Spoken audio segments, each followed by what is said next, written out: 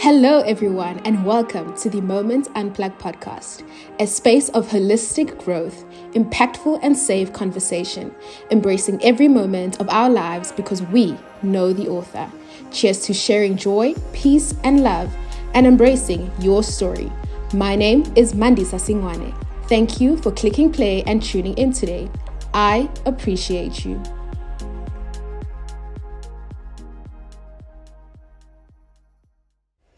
Hello, everyone, and welcome back to the Moments Unplugged podcast.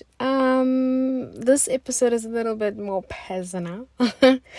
And preparing this required a lot of vulnerability from my end.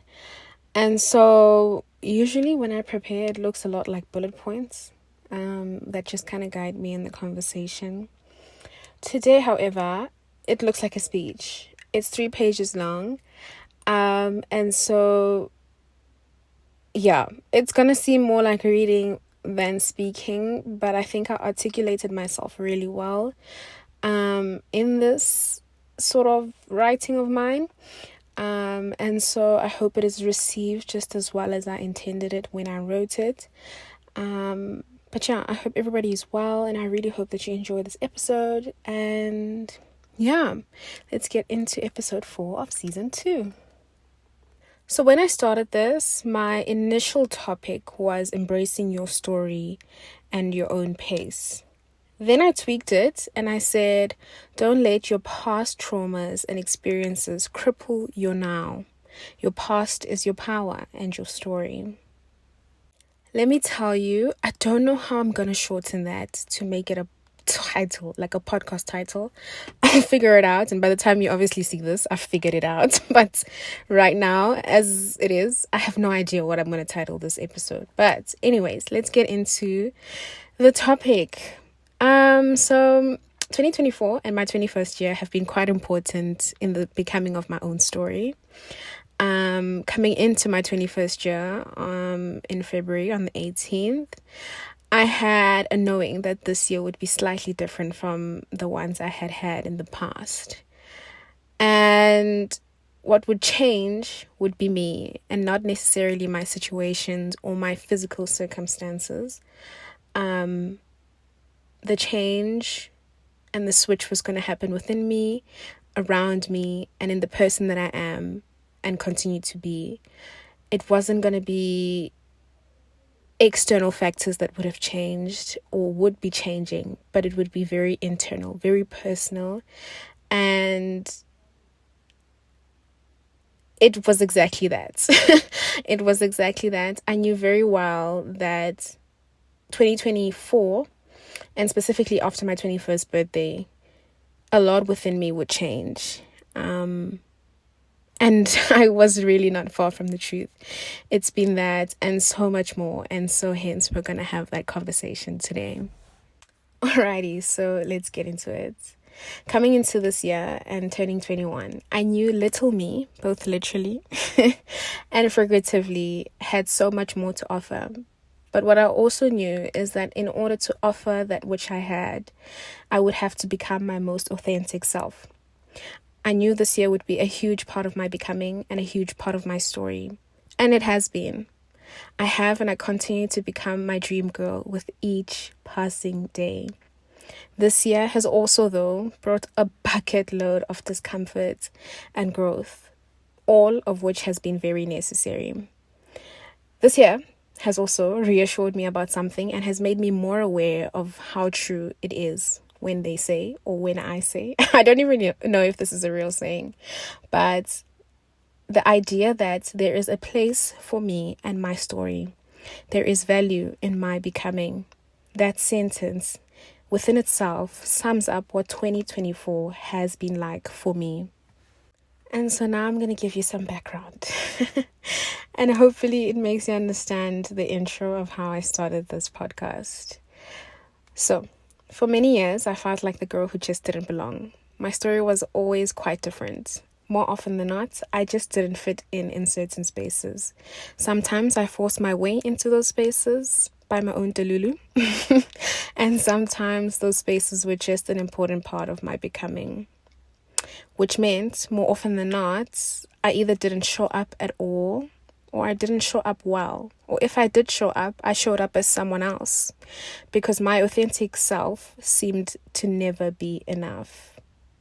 Like I said, this conversation is a bit vulnerable. It's a bit personal, so it's a tough one for me to have, so bear with me, please. Yes, so I've always thrived to be someone else. Fitting in and being a part of was always my ultimate goal. And so consequently to that, I lost my own voice. I robbed myself of so many years of my own personal growth, and I was unhappy. Because the goal I had was never mine to begin with. My goal was to achieve the next person's goal. Now, if you know me in real life, you'll know I'm short and dark-skinned. I've always been. So obviously, growing up, I wanted to be lighter and I wanted to be taller. Don't get me wrong, though. I'd still love some heights till this day. I'm quite sure I've been the same height since grade 6. But this is me, so, I mean, it's okay, shall. And so, some more about me. I've also never been the smartest or the most athletic girl in the room. But I was always there.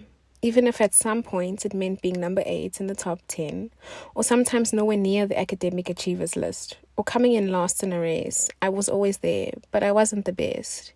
And that crippled me so much for so many years, because I just wanted to be the smartest, the fittest, or the fastest. But that was never my story to tell. It took me over 8 years to figure this out. And so now, with that, I'm here to tell you my story and my journey, the story I have lived and what I'm all about. So, I am a short, dark-skinned young lady from a small town.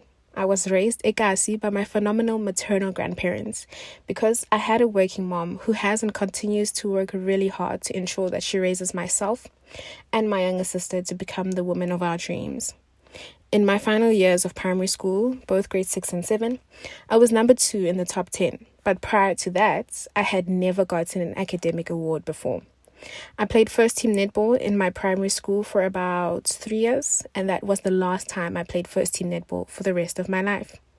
In all 5 years of my high school career, I only made top 10 once. Every other year, I got over 75% for my averages, and that was the best I could achieve. I only played first team for one sport in high school, and that was soccer. I never made it into my dream degree straight out of high school because my grade 11 marks were not enough to get me there. But now I'm studying that very same degree that I initially got rejected for in all South African universities. And I know I've scraped the surface with most of this, but this is a part of my story and my truth. Like I said, I was never the smartest or the fittest in the room, but I was always there. And along all those years, I obviously had some individuals that would say things like, maybe consider another career path. Your marks are not good enough for that degree. In my early years of primary as well, I was incredibly shy and introverted. So every time we had to read aloud or do some sort of spelling bee, my insides would quite literally turn on themselves. But my teachers then thought I had a learning disability. So I ended up in speech therapy. But nope, I've never had a speaking issue. I was just not as confident as my peers. That speech therapy just made me feel even more less than, because why was I being taught how to talk? I can talk. I'm just shy. And so, with that little piece of my huge story, which we'll continue to unpack with episodes to come, I say all this to say, it's taken me 21 years to piece my story together and to embrace it. I don't have to fit in now. I'm so happy to just be me. And if that is not enough, then I most certainly don't want to be in that space. I've achieved so many incredible things, but all my accolades have never seemed incredible or enough because I compared them to that which the next person was achieving.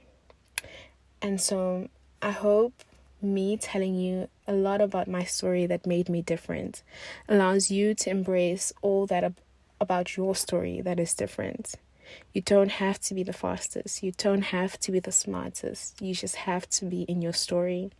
And that is your power. This episode, like I said, was tough to prepare and even tougher to record. Believe me.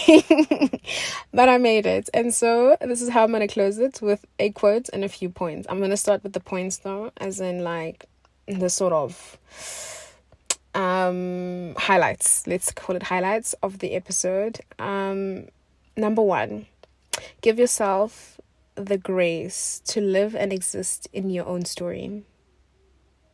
Number 2, no one will ever tell your story like you can. Own that. Number 3, your story is important. It is necessary. Start living in it and embracing it. That, ladies and gentlemen, is how I'm going to end it. However, I do want to give you guys a quote which I heard from a podcast that I listened to a while back. But it is a quote that I've had on my heart and my mind for the longest of times, and I continue to lead with it in many things that I do. This quote is by Nomzamo Mbata, and it is, be a tangible representation of a dream realized. I'm going to say it again. Be a tangible representation of a dream realized. And in my way, I would take it and say, use your story to be a tangible representation of a dream realized. But yes, thank you so much for listening to this episode. I hope it has given you some courage and some hope and some just courage, actually. Some courage to allow yourself to embrace your story and to tap into your story. Dig into what made you different and embrace exactly that, because that is your power. Yes, we will see each other in the next episode. Thank you so much for listening. We will check in soon. Bye, guys. And that's a wrap. Thank you for listening in today. I hope this episode was beneficial and enjoyable. Don't forget to leave a rating and a comment. Until next time, have a great and productive week. Check in soon.